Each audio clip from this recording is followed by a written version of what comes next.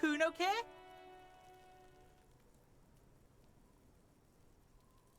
Kuno doesn't fucking care.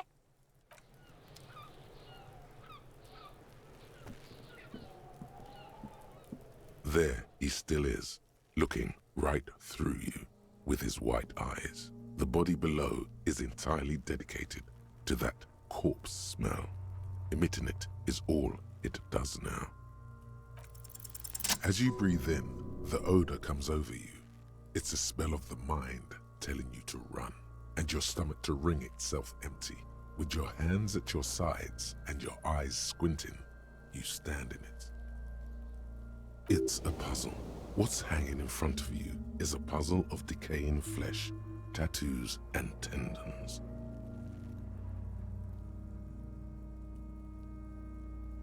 They do after 7 days, yes.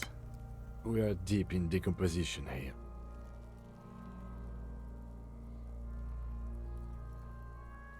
The man before you is naked, but for a pair of underpants and enamel boots. His skin is greenish, marbled with decaying veins, and blotched by lividity. A fading web of tattoos covers his chest and shoulders. The cargo belt used to fasten him to the branch above appears industrial in strength.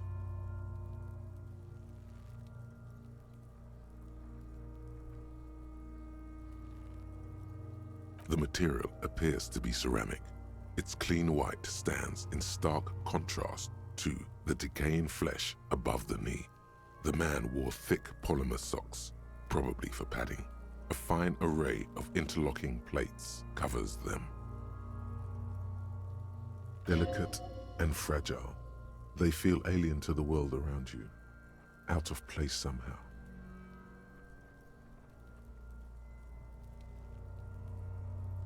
These are clearly not boots. They're armor, possibly part of a larger set.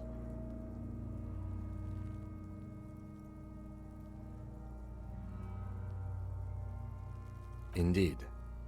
Technically speaking, these are sabatons, not boots. Oh, the lieutenant uses a memo technique, A6. That's not just any notebook, it's a classic.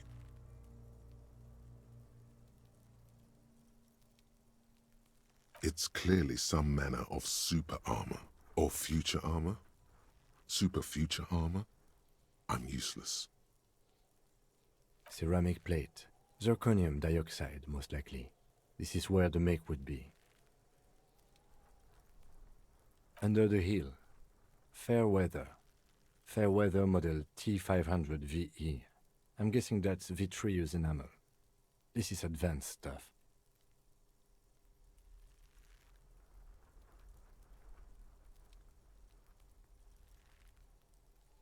Piece by piece. He's been out here for 7 days. It would be odd if they didn't.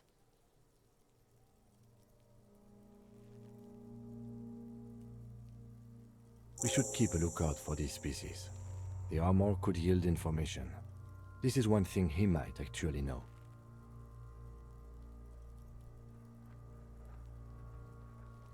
The sabatons dangle off the man's decaying form, ageless and synthetic. A small bell-like sound fills the air, like tapping on the side of a porcelain cup. The pry bar in your hand is itching for some action. The metal connects with the same ding. The sound does not appear to get louder. Did you hear that? A click? This is a kinetic redistributor. It spreads the incoming energy horizontally, from plate to plate. When the plates connect, there's a click. That's the sound you heard. See these lines? Faint, organic lines cover the plates where they separate into smaller ones. These plates then divide into smaller plates until there are hundreds of them altogether. Like whirls of floorboards, the design looks organic, influenced by highly resistant wood materials, like lignum vitae and ebony perhaps. If trees were made of porcelain, this is what their cross-sections would look like. The smooth, glossy surface fractures into ever more intricate interconnections, peaking on the right sabaton, where you notice. The whorls are in the shape of a letter and number combination, E50, 100, 1000. Good. Can you read it to me?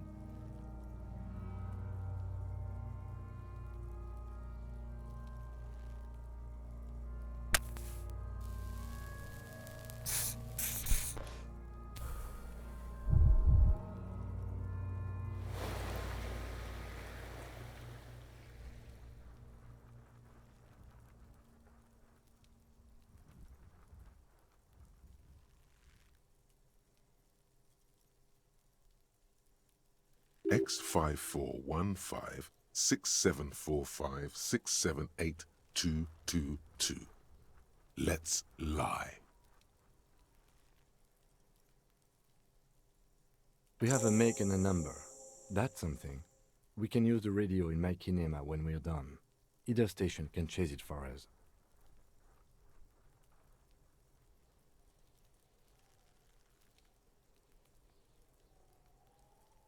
The cadaver slowly twists on the cargo belt, his torso covered in tattoos, and extremities blotched pink and blue.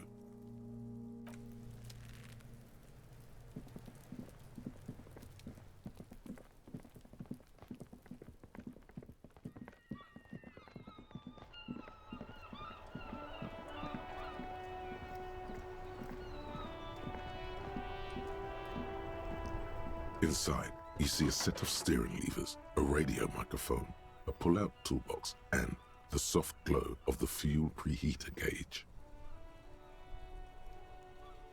This is Precinct 57. How may I assist you?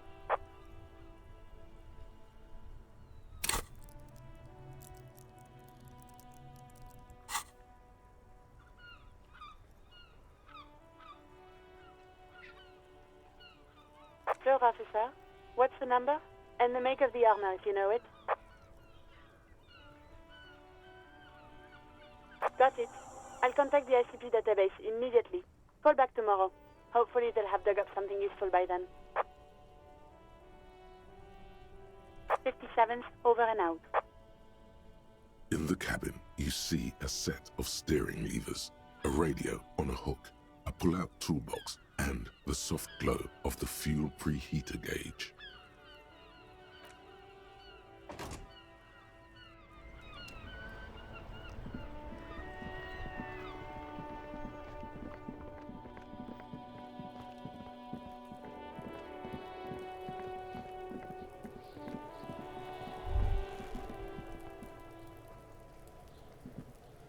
The man before you is naked, but for a pair of underpants and white boots. His skin is marbled with decaying veins and blotched by lividity. On his chest, a fading web of tattoos. The cargo belt used to hang him from the tree looks reinforced. As you narrow your eyes, the monster before you blurs into a violent mess of green and pink. This is a trick. You've done it before. Pink is where the blood settled in the first hours post-mortem. You can use it to see if the corpse has been tampered with. Does his position at the time of death match the discoloration? Only the lower extremities are pink with a dash of blue. His fatted hands, thighs, and his neck, just above the noose. The rest of the corpse appears dark green in the cold spring air. I see it. His neck too. The lividity goes right up his chin. We have good, well-pronounced discoloration here. The monster comes back into focus, an explosion of color coursing with dark marbled veins. His stomach appears pregnant with something. Black liquid streams down his thigh and onto his boot. So, what do you think? I agree. His personality is no longer a part of the world. Totally dead.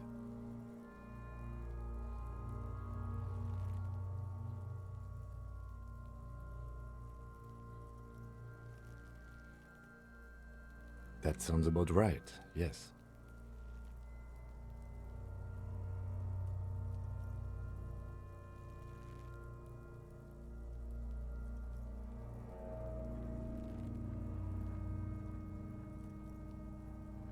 Agreed, especially on the neck. The belt acted like a tourniquet, keeping the blood in his head. The hypostasis supports a hanging. You would still like the hypostasis marks in the neck to be a bit more pronounced.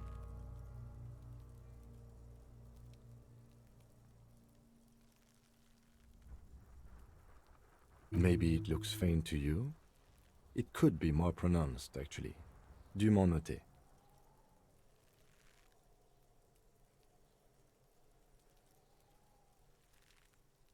There's always a chance. We should check for ligament marks on his neck to see if they're in tune with the belt. We'll have to get him down first.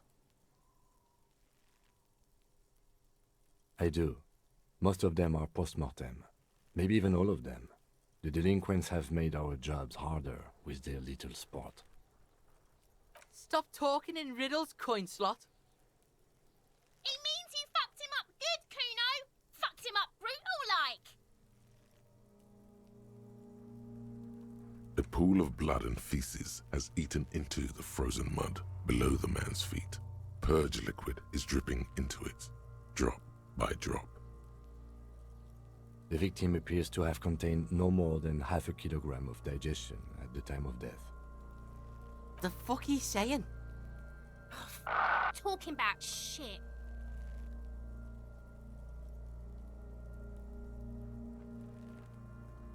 Malicious laughter erupts in the yard. Sounds like seagulls. Big said he's a... The lieutenant's face is made of stone. But there is no breath to catch. Only the cadaver filling the air and your nostrils.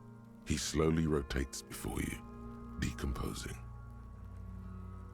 The hangman's knot is pulled tight by the weight of the corpse below. Yellow, hard-edged polyester cuts into his neck. Above, a sliding buckle ties the belt to the branch. This is a steel-reinforced cargo lashing belt, big brother of the regular cargo belt. It's used for tying cargo under six-rotor airships.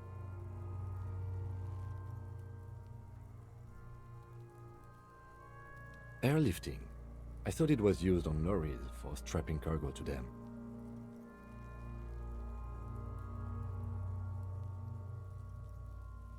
The local harbor uses 6 rotors to shuffle containers around.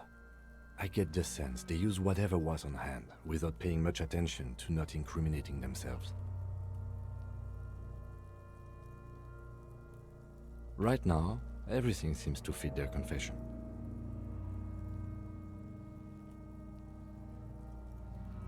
I was afraid it would be. Thin steel wiring, parallel strands. This makes getting him down more problematic than I had assumed. A noose is one of those things that's easier to use one way around.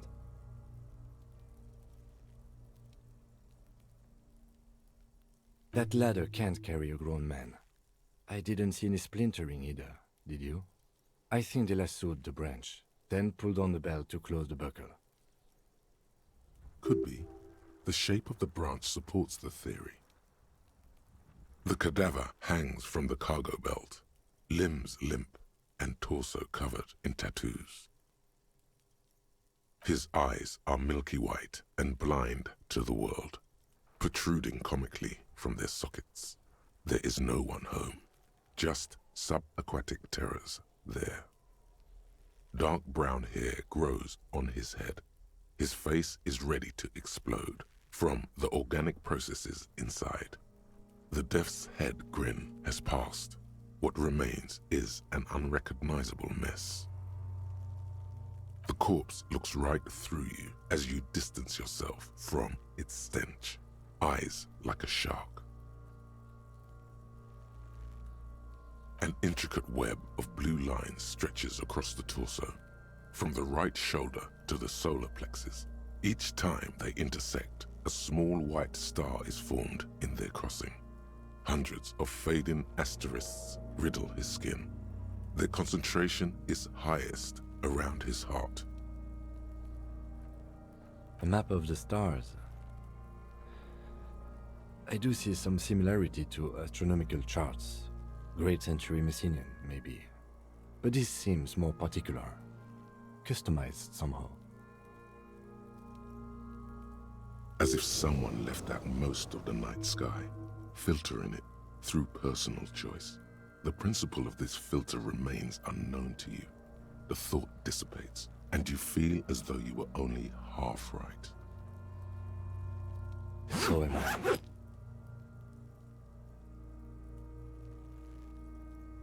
He takes a thin piece of milled aluminium from his coat pocket and pulls it open. Sounds like a sword being unsheathed. A small lens appears. Some sort of camera. A Trigger Sunshine. Mini. Triggered is the world's leading manufacturer of intercommunication devices, primarily projectors. The camera before you looks familiar somehow. Shit, Kuno! What the fuck is that? An instant color camera.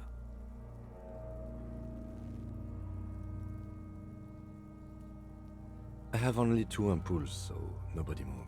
I don't want to waste one. A sound, a shrill flash, followed by the breaking of a small ampoule of glass. You see streams of color pour onto the thick, glossy piece of paper, rolling out.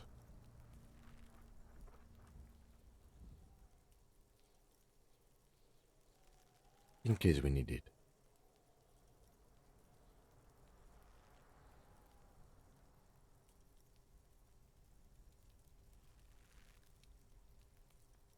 Yes, it is pretty cool, isn't it?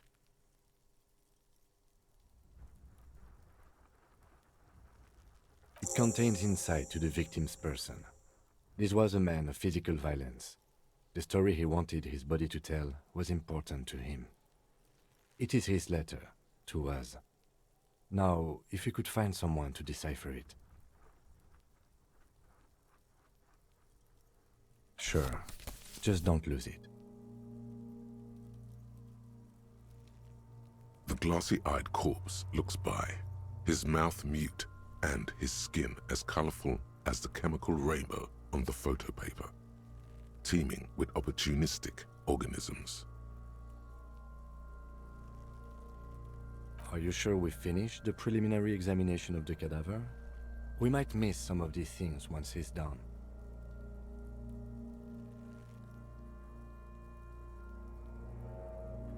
The steel-reinforced belt presents a unique challenge. I brought chain cutters, but I don't see a good angle of approach to the belt. He doesn't actually think the challenge is unique. He thinks it's frustrating, annoying, and harder than he thought. The cadaver is a good 1.2 meters up. Neither one of us can reach the belt without assistance. And even if we do, there's the question of cutting the airship strength material.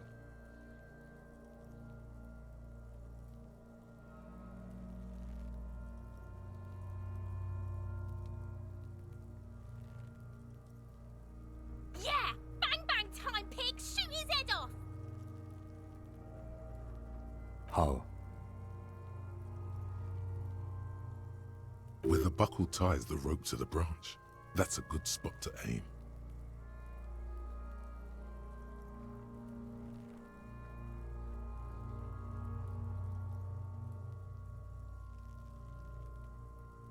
Where? Ah, yes, I see. If the shot hits that, there might be a chance to release the belt. Yeah, now we're talking. Entertain a Kuno with some shit. They'll miss! The pigs will miss, Kuno!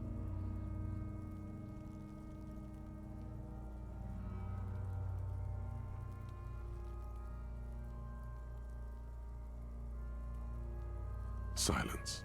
With his elbow sharp, the lieutenant unzips his jacket and produces a lightweight firearm He drops a paper cartridge in the barrel, separates the scouring stick, and gives the cartridge 5 tucks. That's a Kiel A9090 Armistice, mass-produced muzzle loader, ascetic, frugal, one of the most common firearms in the world. He then steps back and assumes the fellow's desk position, taking aim. The corner of his eye twitches. His finger is on the trigger.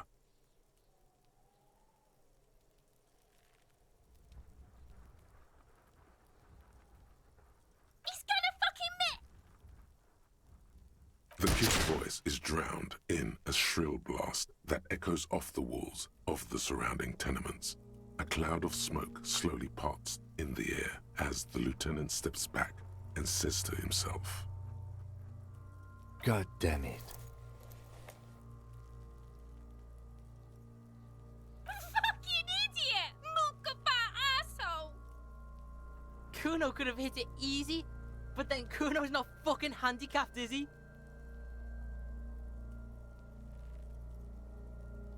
Kuno's sorry too. Kuno feels sorry for the Beano Cloud. The lieutenant doesn't say a word, just looks at the gun in his hand. Remain collegial, officer. It was an honest mistake, and I will not repeat it. I have to say, it's beginning to look unlikely we can get him down without assistance.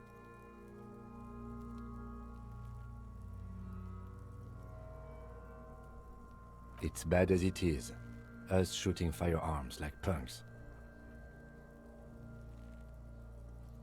Go ahead, I'm not stopping you. Just don't lose it.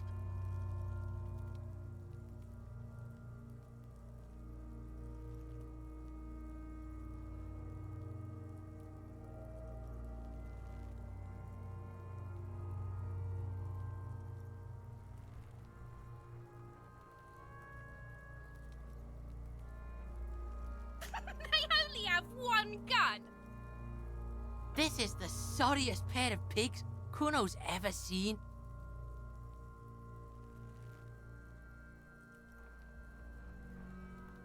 Yeah, take it, you fucking banani poika! Take it and shoot yourself in the mouth!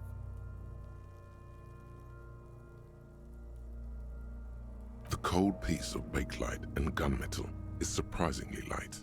Your fingers fit right through the guard, instinctively resting on the trigger.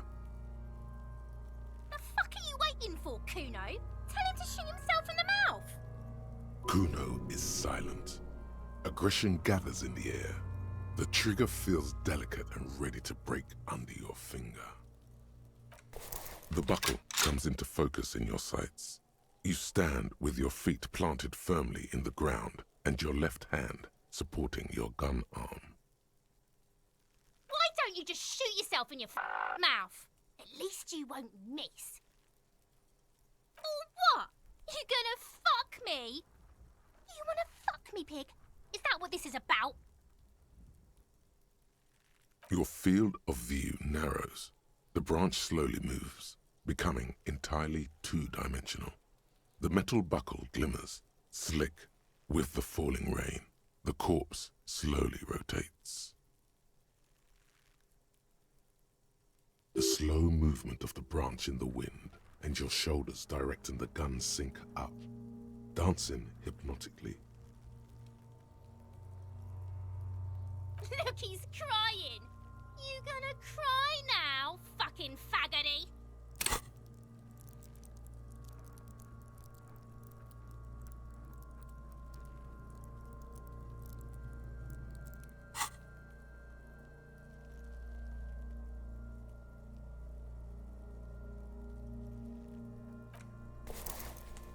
I agree. Enough gunslinging for today. We need to go to the harbor and ask the leader of the Union to have it taken down. They have the tools, and they have men. I did not want us to be indebted to a man like Everard Clare. I wanted us to be able to deal with it ourselves. That is clearly not the case. We need help. You need to suck my dick! Why the fuck am I still alive?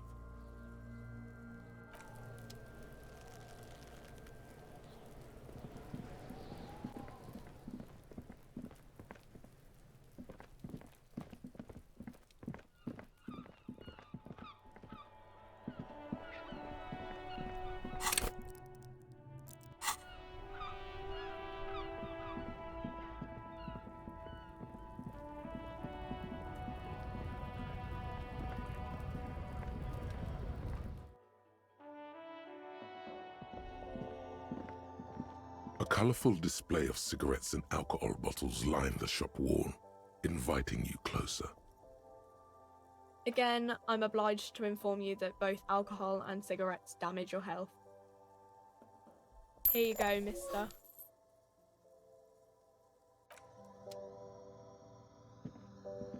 A small cabinet on the wall is filled with various medicine bottles, nasal sprays, and blister packs. They all bear the Saint-Baptiste Pharmaceutics logo.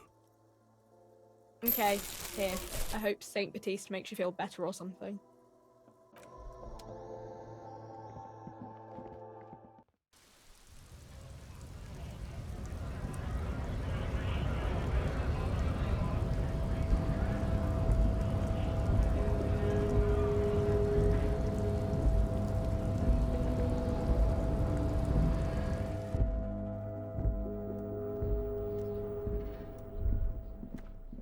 The file cabinet stands steady as ever. Sliding out, a drawer presents you the folders you already went through. On top of them is the handwritten note. Hundreds of documents containing logistical data.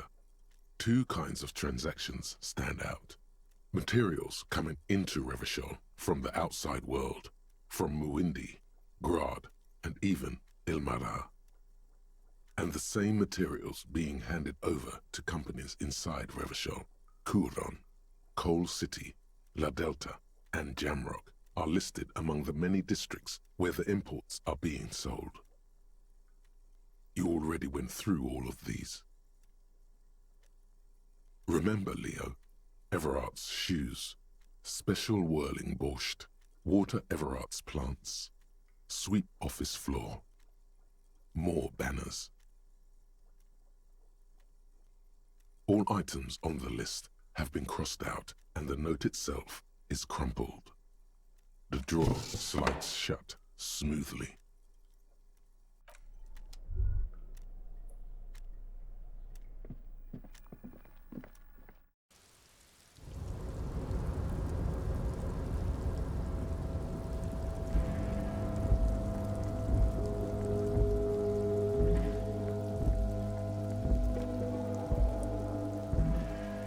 This is the night watchman's booth. The name on the door reads, René Arnaud. If you must. But please hurry. We are pretty easy to spot up here. Nothing incriminating catches your eye. The cabinets are clean and their sparse contents meticulously organized. There's a framed photograph on the table. It's a black and white photo of a young couple out in a street fair. The man, René, is dressed in a Royal Carabinier uniform. The girl is young and very pretty. She is smiling playfully at the camera. Why did you take that picture of René?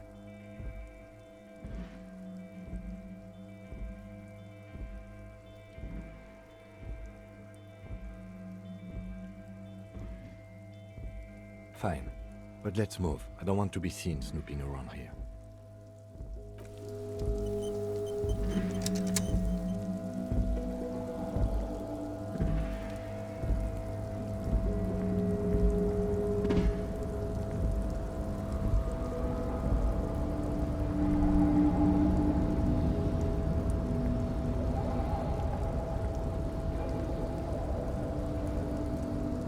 You're back before the cargo container. Its drawer has not lessened since you were last here. If anything, it seems to have grown slightly.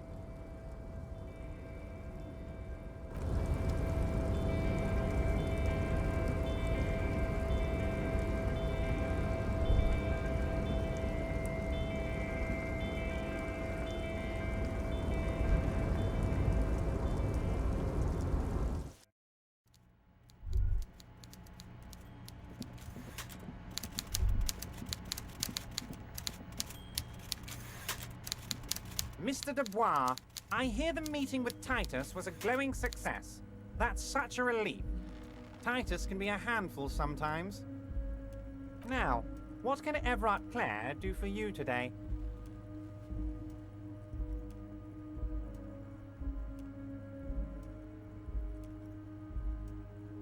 You might have noticed there's one hanging on a tree behind the hostel cafeteria. Oh my. Don't take this question personally, but why would I get involved in this matter? Mr. Clare, the man was hanged with a cargo belt. A steel-reinforced cargo belt. It's safe to assume the Union had something to do with the murder. Besides, getting the body down would benefit all of us. It's a stain on the neighborhood.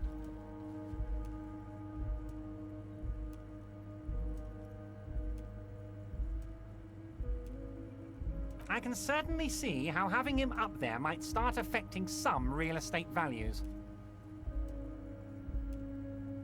But of course, all joking aside, I am going to help you. Jean-Luc, my boy, I'm sending 2 police officers down. They have a dead body in a tree problem they need help with. Namely, they need it to be taken down.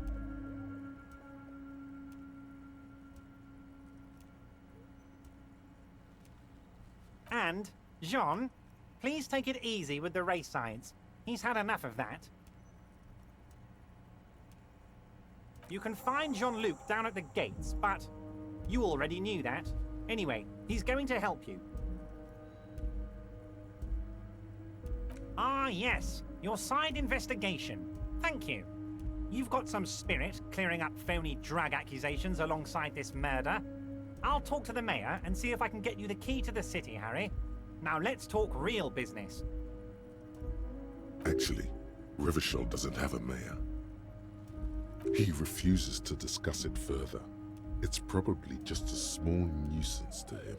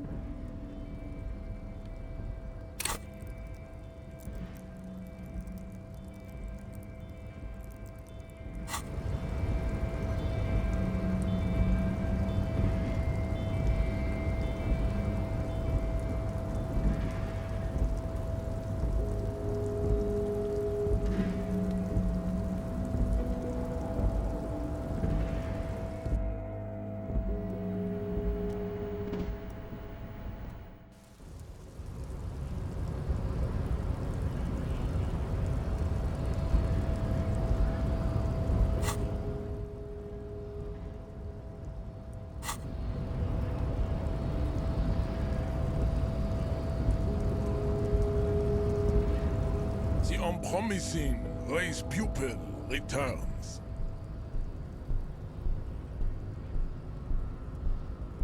So it was. My unpromising race pupil entered the harbor and used my superior to give me orders. I salute your cunning and will remove the body from the tree with my bare hands.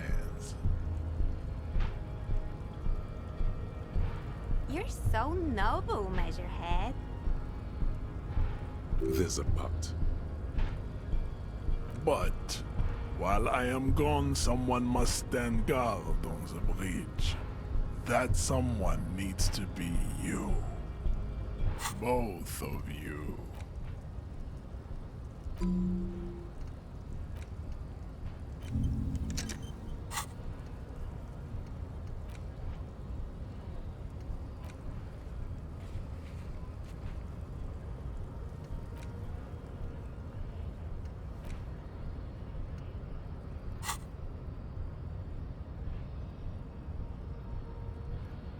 Babe, see that they stay here the whole time.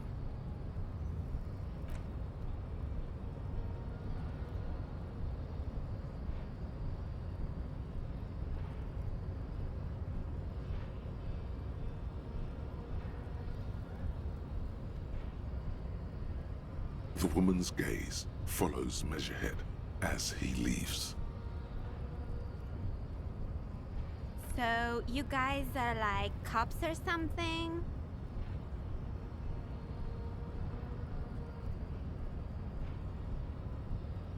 Cool, I like men with guns and power.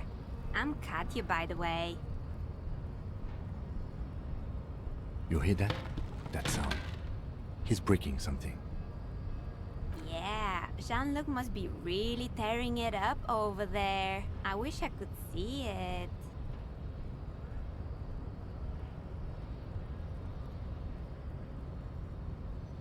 Look at you! RCM rent-a-cops! Guarding that bridge like Everott's lapdogs! Is this where it's at now? The RCM is for sale! Spoken by a mercenary pretending to be a worker.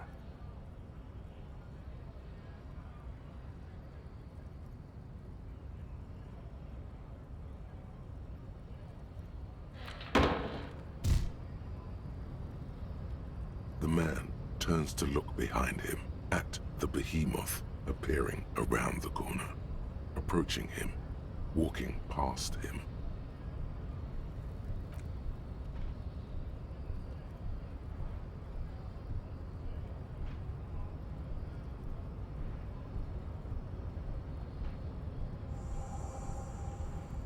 The corpse has been removed from the tree. Stand down and congratulate yourself. You have sided with Ray's victory today.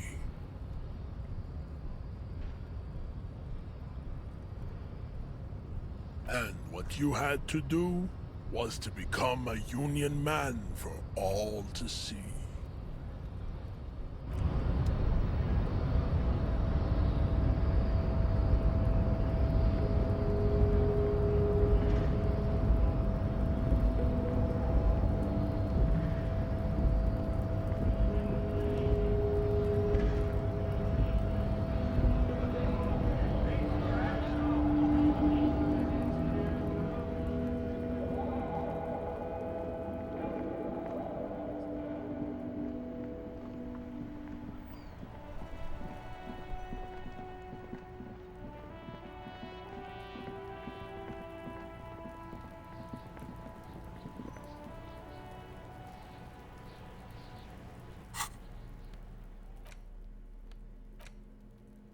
A cockatoo is a parrot with an erectile crest, found on the Seminine Islands and in southern Fas a la Mer.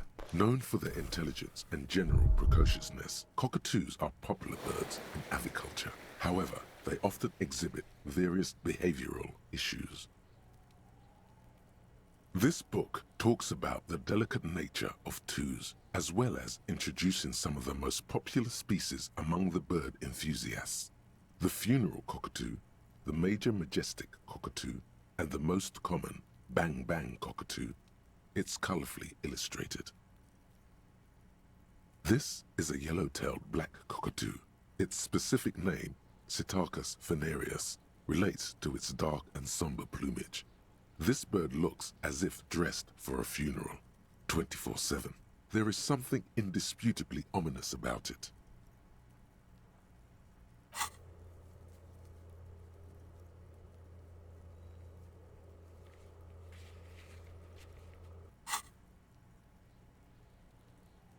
Perhaps the most impressive of all the species, the endangered major majestic cockatoo, is often described as the most flamboyant bird in the jungle. Its pink-colored wings and flowing crest embellishing its proud and bumptious nature. In the words of poet-explorer Sir James Fournier, few birds more enliven the monotonous hues of the verdant forest than this big, bold, and beautiful species.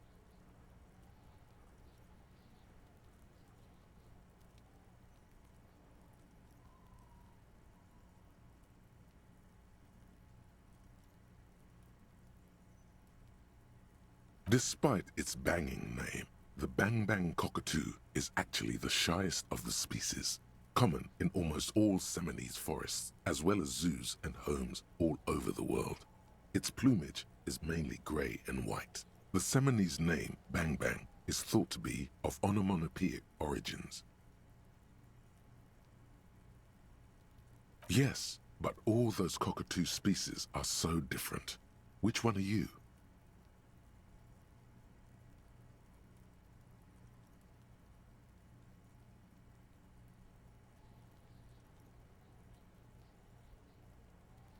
You're right.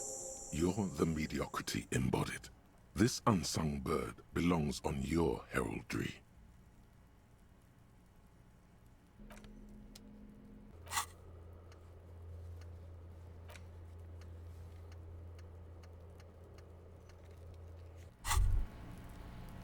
Wow, so someone's been a little boring. Yes, my standard liege. Someone's seen all sorts of wild ideas pop off and thought, I'll take the boring one. The regular, please. The brown.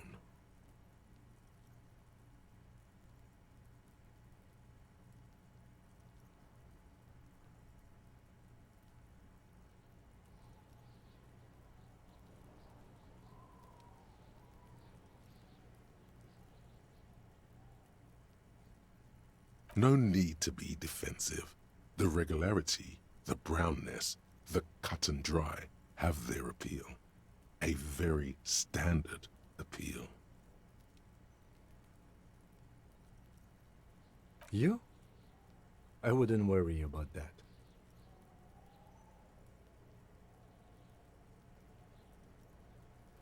See? You're so regular and vinyl brown. He doesn't even want to talk to you about it.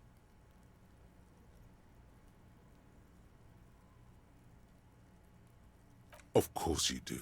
Let's get right to it. My lord's Coppo type is regular cop. I'll let everyone know. I'll send out a telefax. Yes, the type of cop you are, sire. Think of it as a caste, a class even. A nation of regular law officials that you belong to.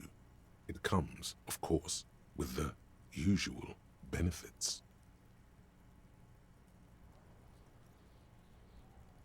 Done and done. No actual communiques will be sent, of course. That would be too dramatic.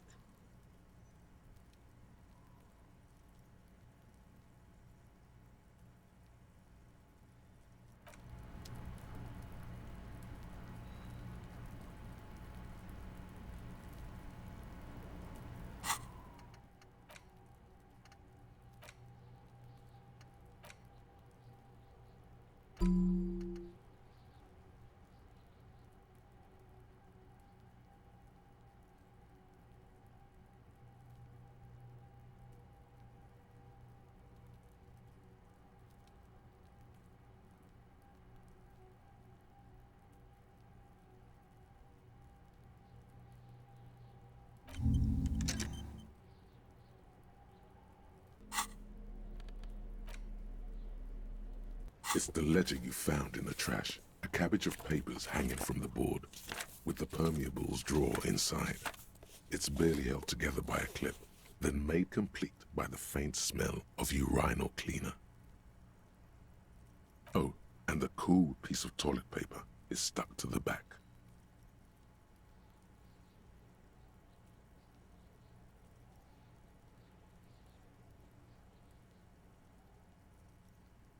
It takes about half an hour to piece one together, using the system you've devised. Which one do you want? Murder.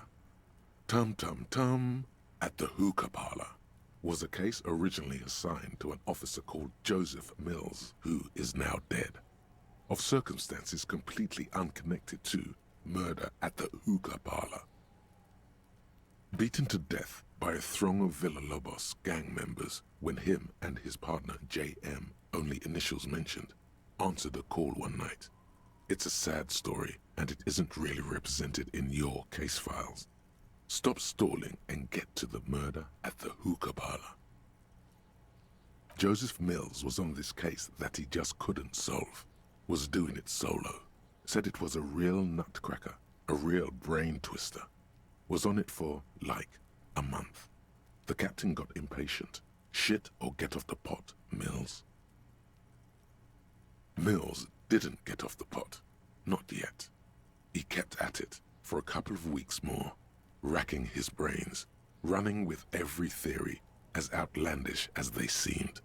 Still couldn't solve the murder at the hookah parlor. Tough case, he said. Toughest he's ever had.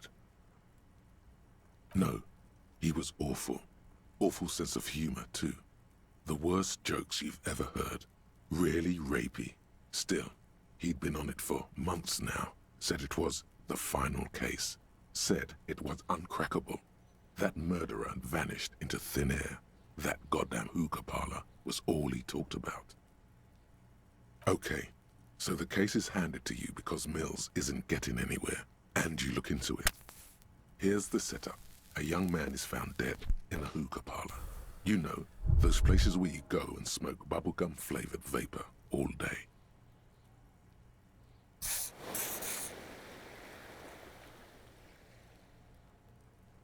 Yeah, so anyway, young man in his 20s found with his skull busted open, right on the floor of the hookah parlor, in the middle of the day.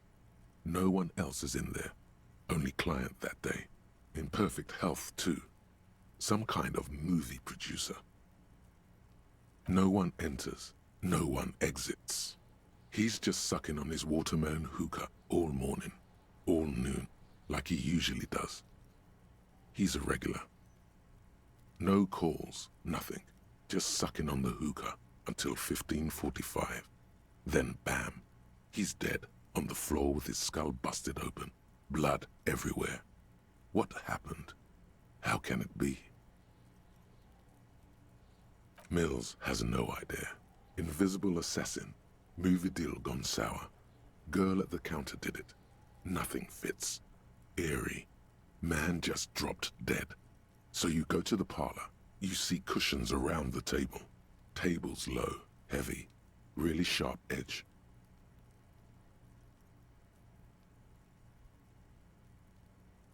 See? You can't even read the thing without solving it. Yeah, it was that. Turns out hookah does do something. It turns off your brain's oxygen supply, and you don't notice it until you get up to go to the bathroom. Yeah, he liked his hookah. Stephen was his name. Smoking hookah. Didn't you hear? I don't know. Trying to come up with a movie script, maybe. Anyway, that was Murder at the Hookah Parlor. Joseph Mills wasn't a good detective, and about 30 minutes has passed piecing it together. Next. Some assholes brought their couch outside and hung out on it. In the middle of the street, on the roof, on the hillside by the motorway. You know, at an unexpected location. They were young, and they thought they looked cool on it. Insufferable dicks. Young people are the worst.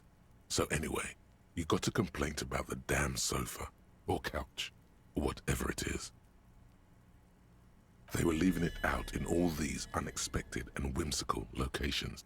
They took it to, where they also took photos of themselves on it, and smoked cigarettes, and drank coffee because they felt it's intellectual. Cigarette butts, coffee cups, stupid couch. You had to clean it all up, and you did. So congratulations to you. Case solved. No, you didn't have time for that. These notes show that you have what is called a real goddamn job. You don't have time to be chasing down the couch assholes. You have a real job to do. What next? Not much has changed in the meanwhile. A bunch of sodden papers still sags from the clipboard.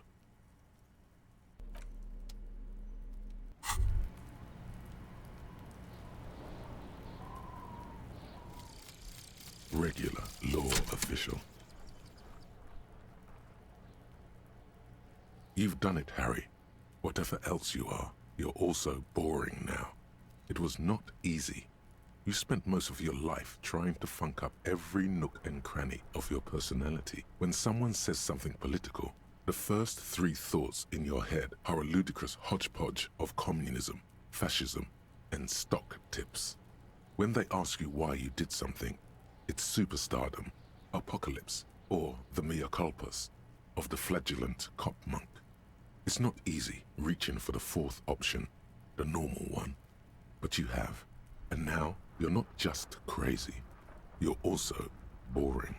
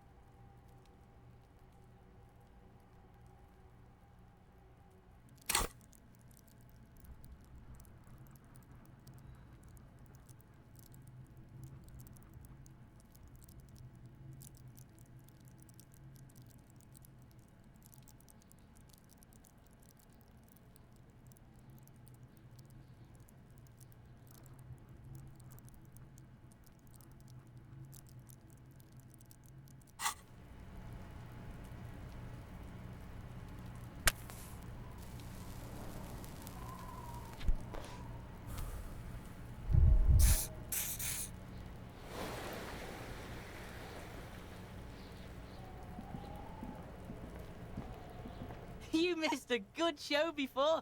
A kid came by and completely fucked the tree to pieces.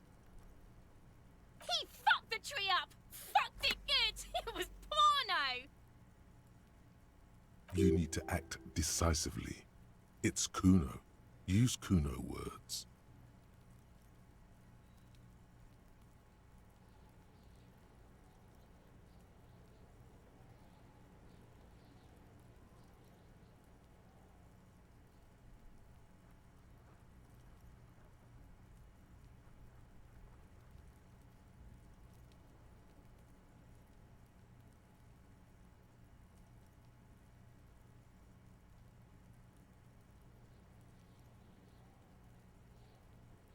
Watch out, Kuno! He's trying to crawl up your ass! Kuno knows which Kipt Kuno meant. Kuno knows all the Kipt. Kuno's dad's a Kipt expert. Says Kipt every day. 100 times a day. Kuno's dad doesn't give a shit about anything. Try to crawl out of Kuno's ass now. Yeah? The fuck did you want anyway? You got your fuck bag down.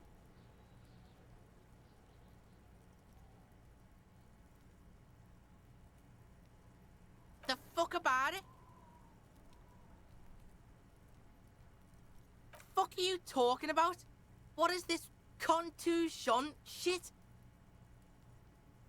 He says you're stupid, Kuno. They want to make you stupid again.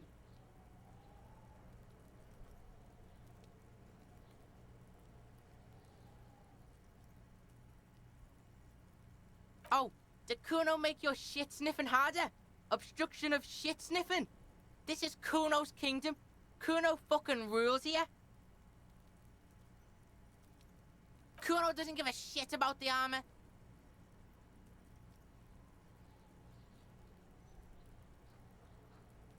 Kuno's fuck gimp's got one big thing wrong with him.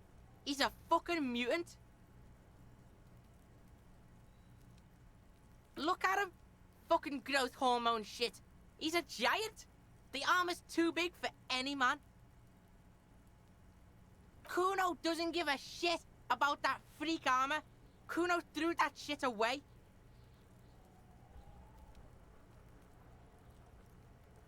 Oh, come on. He's just pretending that he doesn't care because he's too small for the armor. Get the fuck out of here trying to fuck on me with that midget shit. Kuno's 12. He's huge. What are you? Fucking 80? When Kuno's 80, Kuno can fit 4 of you in Kuno. Fuck out of here. Trying to fuck on Kuno. Fuck out of here. Kuno tried to get the helmet on. It was too big. Kuno kicked that shit in the sea, rugby style. That shit means nothing to Kuno.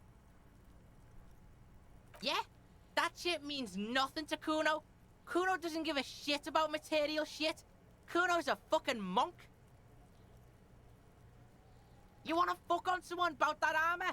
Go fuck the mustached union fuck. The jolly troubadour shit at the gate. Yeah, cock and boot. You know that jolly union cow fucker? Came around talking about cows or some shit?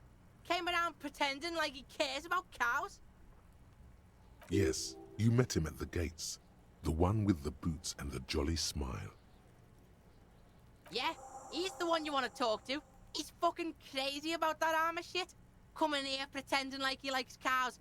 Trying to catch a peep at Kuno's armor. Curious, my liege. Why did Kuno feed you this information? Yeah, Kuno's doing charity today. Kuno Day. Kuno feels sorry for you two loser pigs. Kuno's doing pity now. Still, seems suspicious. He may have it in for that guy. Or you may be paranoid. That is also a possibility, sire. You're testing Kuno's patience here. Get lost, Kuno doesn't fucking care.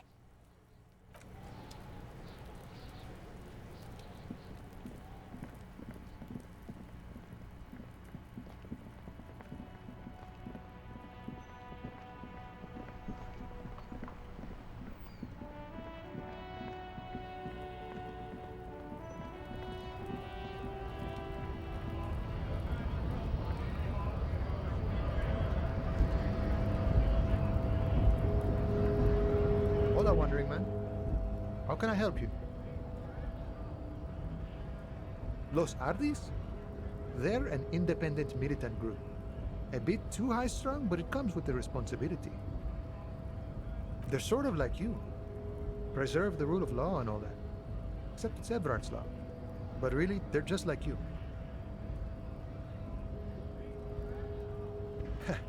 The little boy had it good on his promise.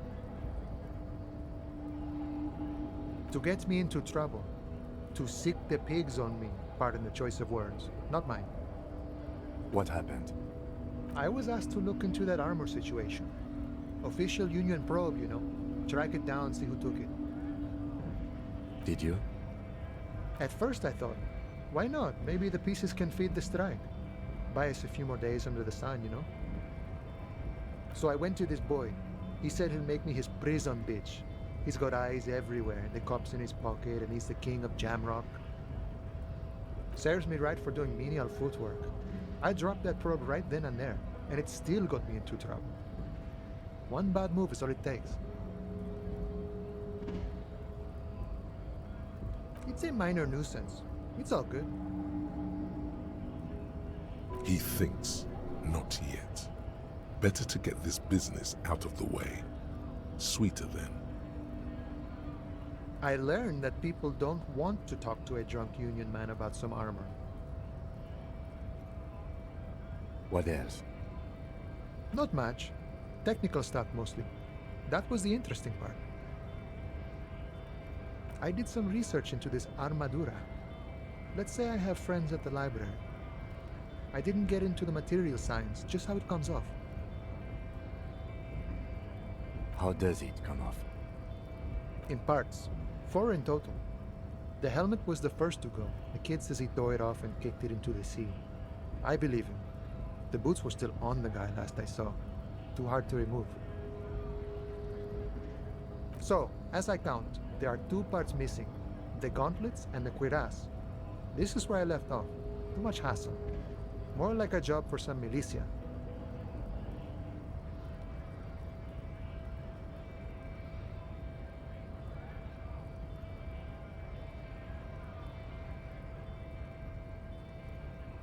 Oh, they're just gone. They don't exist anymore, if they ever did at all. Forget about them. I didn't. All of it? There are junior officers out there, eager to prove themselves. I would leave some for them, and I would leave the boots to processing, but okay. Let's find all of it. It's implied he finds it unlikely that you will succeed in this. And Mesquite is epic then, all across Martinez. I hope it will be a real bonanza for you. No problem. If you see that kid, thank him from Call Me Mañana. Thank him for showing me the way.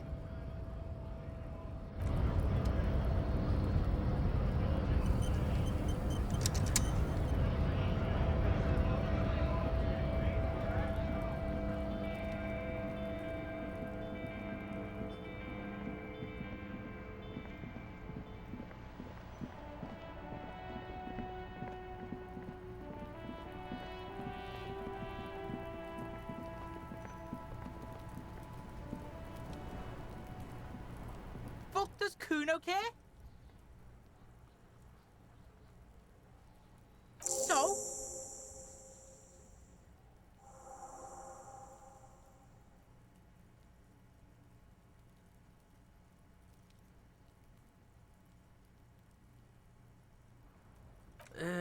Fuck, okay.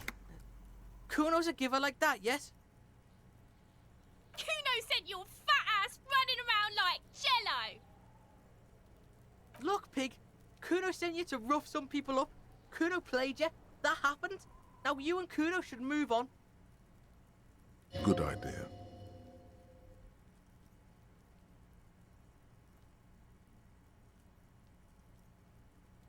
Yeah, that's what Kuno said. Don't be saying what Kuno said back to Kuno. Get the fuck out of here, Patterson Kuno. After this shit, you better have something real interesting to say if you want to stay in Kuno's face. Yeah, real interesting.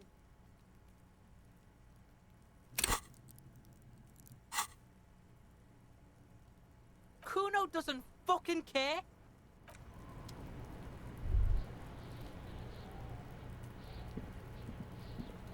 The corpse lies on the ground among the remains of an absolutely demolished pinewood branch.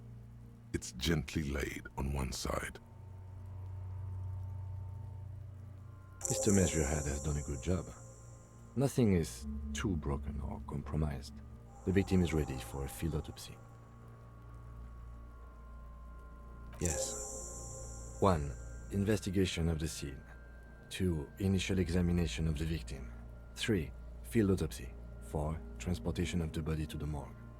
We are on number 3. The RCM's 4-phase murder scene processing manual. The fuck are they on about? Cop's gonna cut his shit up. The lieutenant adjusts his glasses and takes a deep breath.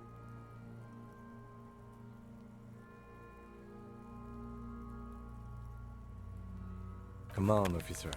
You know what a field autopsy is. You've done 100 of them. What you do know is, at 18.9 kilometers, the dormant shield volcano, Corpus Muindi, is the world's highest summit, and the failure of the 38 single, Epui Descent, to crack the top 20 was the death knell of disco. But what a field autopsy is, you have no idea.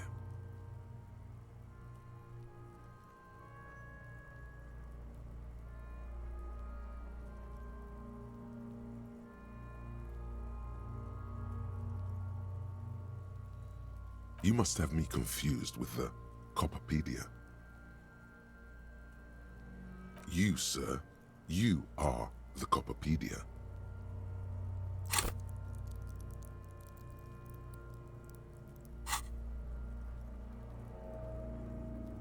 Unfortunately, no.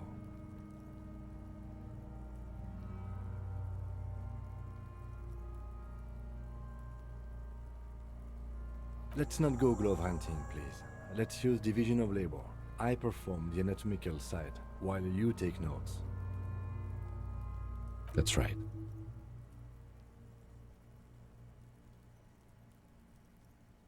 The dead man stares in silence as you crack open the ledger. The bright red paper is covered in boxes and lists, describing the condition of his skin and organs in 3 parts. Above those, an 11-field info form needs filling out first. It begins with, That's you. The corpse is indifferent to your scribblings, just lies there. The next box says, KK57-0803.0815. KK equals Kim Kitsuragi. 57 equals Precinct 57, followed by his date, 0803, and time of arrival, 0815, on the scene. He's indexed the case after himself, not you. That's because he doesn't want to bring up the messy question of your initials.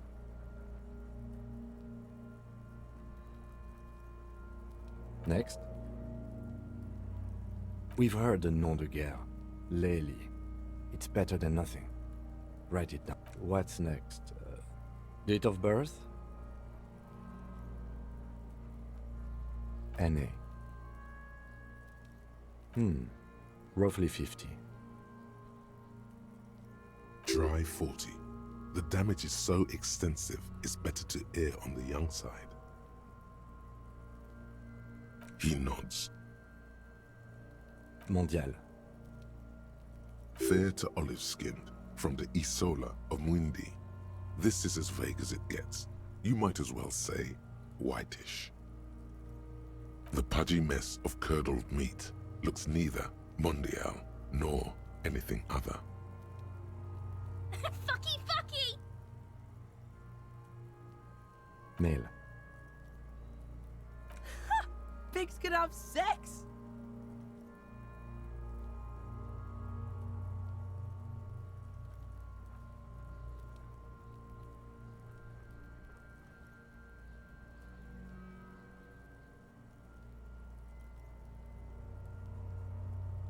Nor does he look male, with his pregnant belly and indistinguishable face.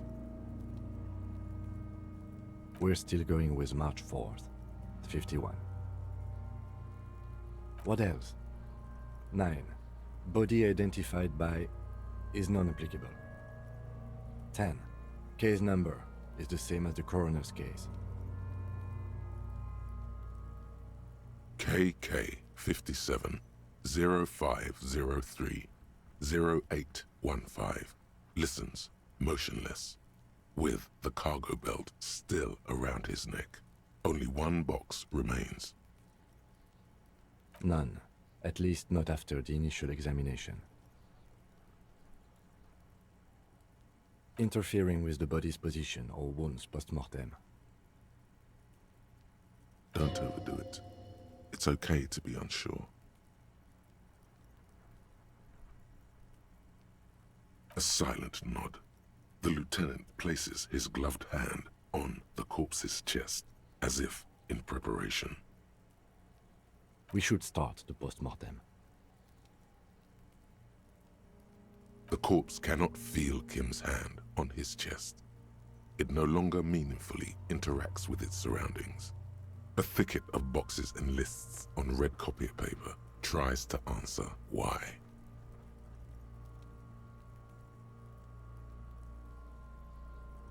Clothes. The deceased wears armored boots and white briefs. The make of the briefs is Babrodine, I think.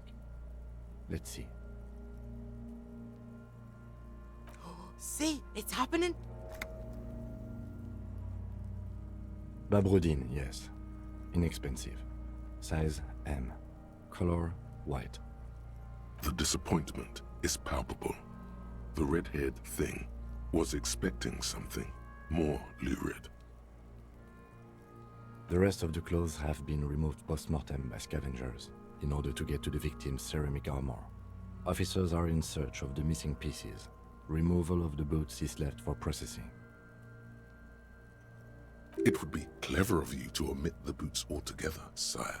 If you are to keep them for yourself, as you ought to, you have deserved them more than anyone else.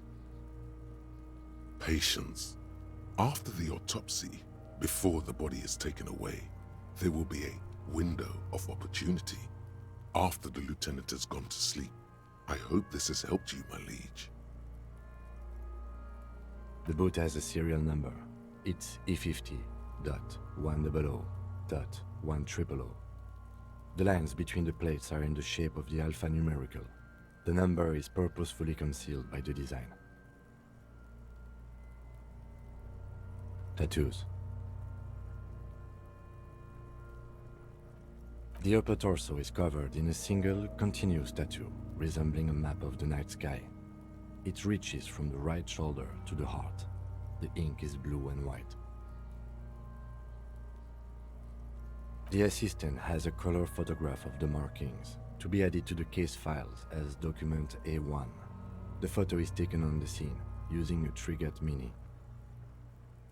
The deceased has a belt for airlifting cargo around his neck, tied with a hangman's knot. Color, yellow.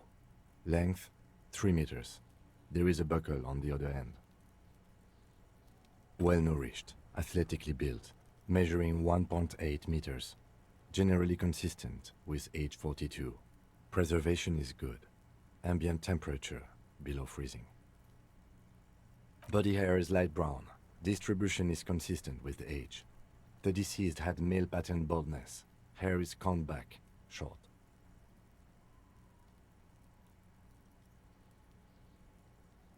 His hair feels wet, soaked with rain, cold to touch. Not that different from a living person after a swim. The stench is suffocating.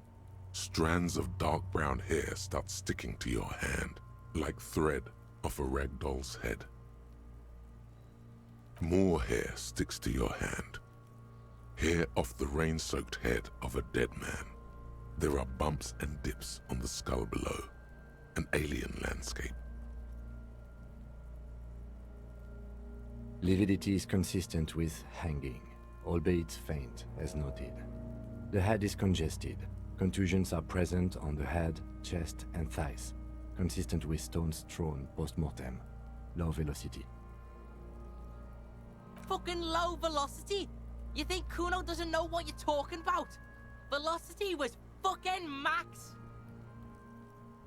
Talking shit about Kuno's velocity. In addition, there are bite marks on the face, scalp, and chest, consistent with predation.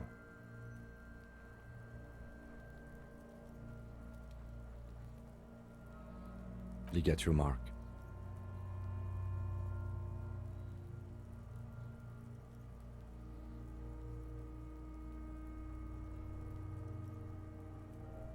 The steel wiring.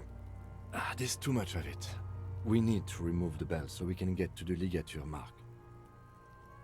You got just the right tool for that. The chain cutters.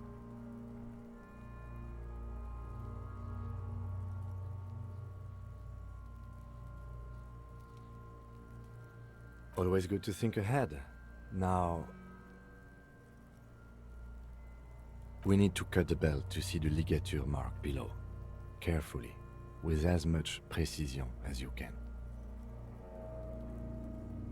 See, my pig is gonna fuck his head off.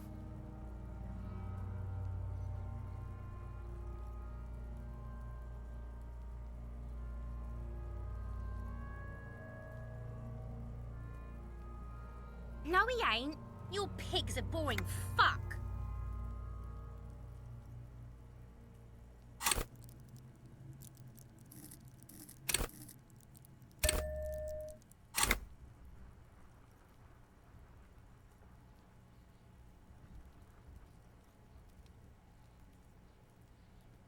The belt is equally tight around the whole circumference of his neck, swelling over the edges like white bread rising from the east. You jam the cutters right under the knot. That seems like a smart idea. Yeah, somewhere there. Already they're buried deep in the man's flesh. Then you rotate them to get a better hold. Then... The lieutenant looks by, somewhat worried as you summon power words to your aid. A really, really bad smell is coming from there now, and some kind of cracking sound. Yeah, fuck him! Fuck that buggery! Corpse fucking time! Told you my pig was hardcore. I should have a go first. I think I have a strategy.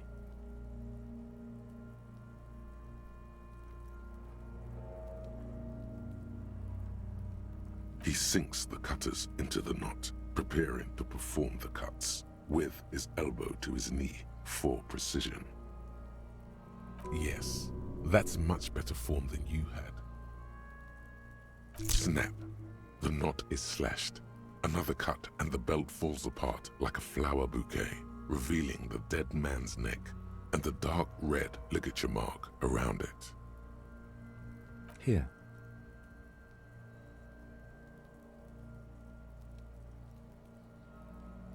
The rope rises to a point, leaving a gap in the ligature mark. The suspension point is in the back of the neck, on the nape. As it ought to. This is where its grip on the curdled meat is gentlest, pulling up. Hemorrhaging is observed on the skin, above and below the ligature mark.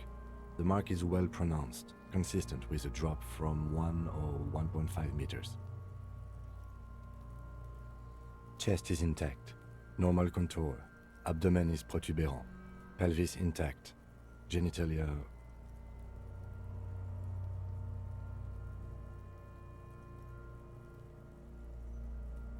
No!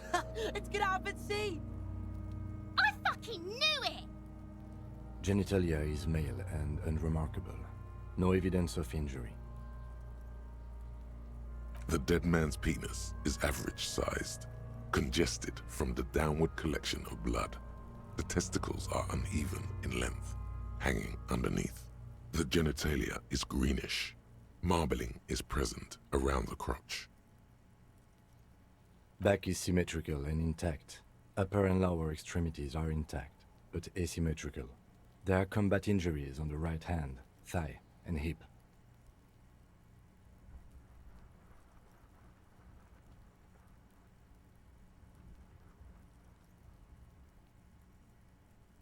In addition, I see smaller, residual scars, too numerous to count, covering about 30% of his skin. From wounds sustained over 2, maybe more decades, dispersal and accumulation indicates long and active combat duty. We have a real museum here, of battles, wars. Last item, hands.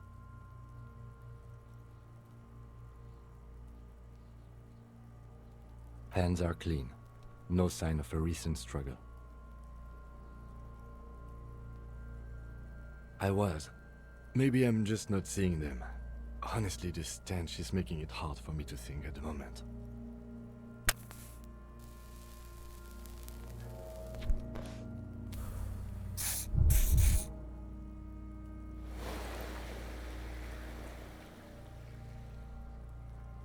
Ooh.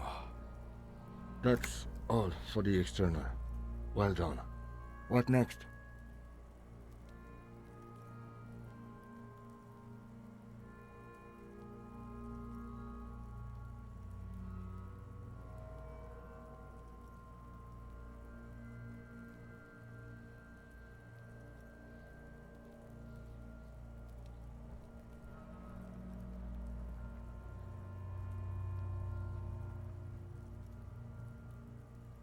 Central nervous system. I have nothing. Do you have anything on this man's central nervous system? Of course, there is a moral to be drawn from it. A moral to this story. What would that be? The dead man looks, too, with barely contained excitement to hear the moral of his story. I think that may well be the moral of every story, officer. Good. Musculoskeletal. Purge fluid is coming from the mouth, not injury related. Eyes and tongue protuberant. Hyoid bone. Let's see. With his eyes almost closed, the lieutenant puts his hand on the dead man's throat and begins to massage it, gently. A rotting smell erupts from the mouth. Purge fluid runs down his lips, black and viscous. Yeah, jack that fucker off! The hyoid bone is fractured. The rest of the musculoskeletal system is intact. Unremarkable. Respiratory system.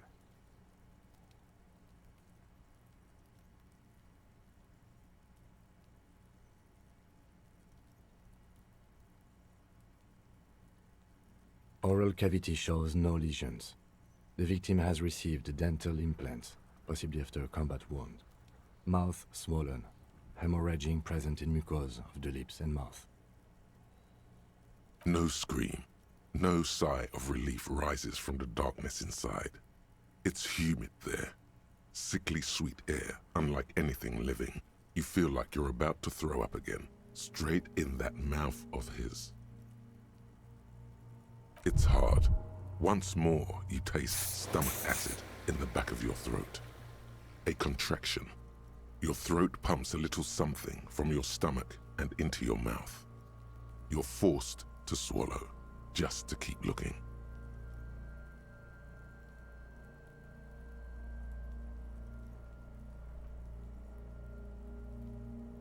Inside, you see darkness.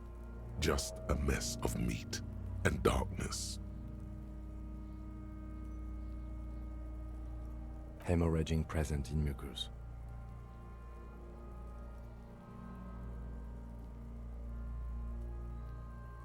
Hepatobiliary, NA. Same for toxicology and serology, NA. Cardiovascular. The body exhibits heavy lividity. Blood has gathered in the hands, feet, and neck. Hypostasis is visually consistent with the hanging. Gastrointestinal. This will do.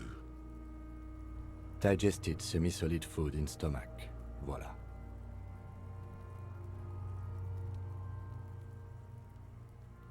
What's next on the list? Let's see. We have bite marks, contusions on the head and chest, and a ligature mark encircling the neck. You'll need 3 feels. Leave a 4th one too. Nothing. Just in case. Oh, so we inflicted them?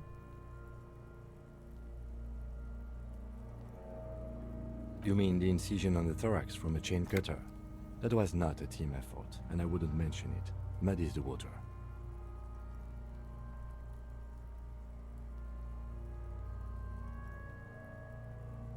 Be pedantic if you like, it doesn't matter.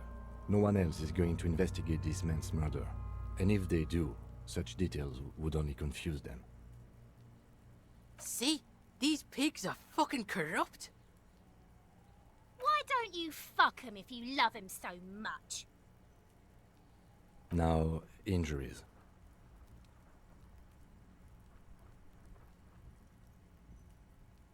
Head, chest and scalp bite mark injuries.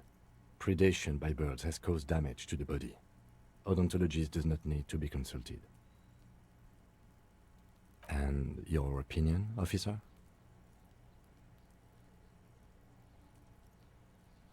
Agreed.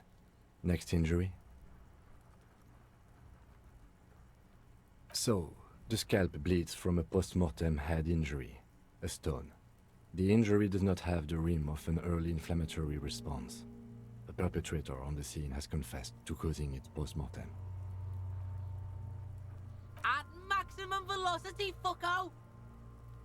Has confessed to causing it at maximum velocity. Coagulated blood sticks to his scalp and chest, where the countless stones have hit the dead man. Beneath, the description of injury. 2 boxes. Right. Next. A dark red abraded ligature mark encircling the neck, with a gap on the nape measuring, let's say, 7 centimeters. The hyoid bone is fractured, the cervical column intact. I see hemorrhaging on the skin, above and below the ligature mark. Depth of the mark, 1 centimeter. No signs of clawing on the neck. Below the note, 2 customary boxes wait to be ticked. The man's head jerks to the side. The ring around his neck is visible.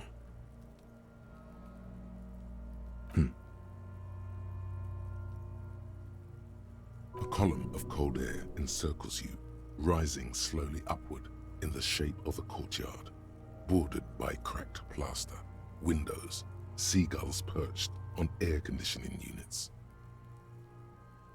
A small green enclosure in the middle of a corral of tenements, Cape-side apartments, whirling in rags, and the fortress wall of Terminal B. Above it, a thin blanket of coastal stratus clouds.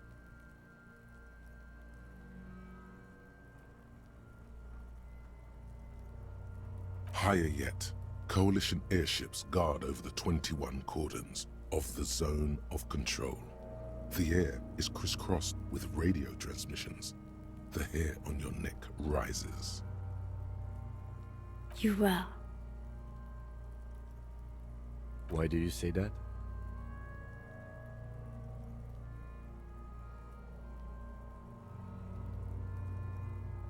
Okay. Why don't you think it was fatal?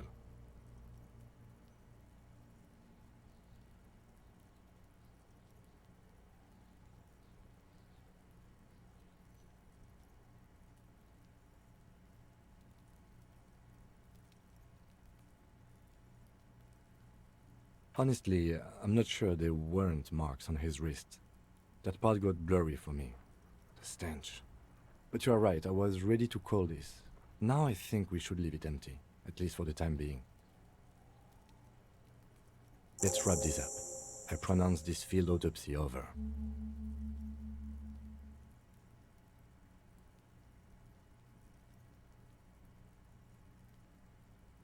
It was an irregular field autopsy. We did not establish cause of death, which is supposed to be the goal of an autopsy.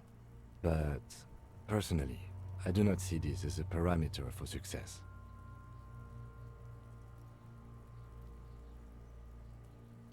We were thorough with the list of injuries too. We described them all in detail. What is there to say? Given the circumstances, it was a professional field autopsy. Oh yeah, well done, Master Detective. Maybe a drink is in order? I need a copy of that autopsy form. Then I will drive him to Faubourg for processing.